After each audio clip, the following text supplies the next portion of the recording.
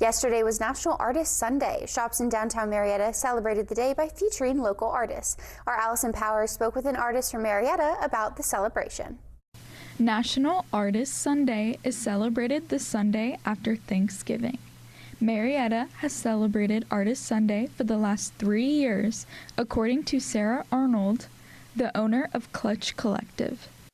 Artist Sunday is still catching on, so every year we just hope it continues to grow and grow. Small businesses along Front Street had a local artist set up in their shops to show off their artwork. Mixed media artist Victoria Freeman set up in First City Records store.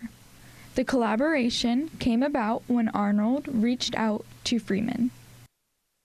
Honestly, I love music, and so whenever Sarah said that it was at First City Records, I'm like, yes, I will be there.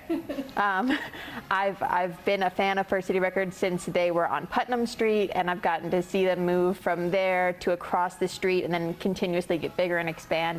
While Freeman was set up, customers were able to learn about her artwork, and a few people even bought some of her pieces.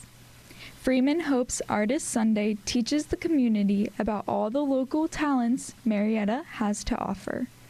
I hope it teaches them that there is a lot more going on in their community than they might be aware of. That it's always worth coming down and, spending a day being a bit of a tourist in your hometown, checking things out and seeing what's going on.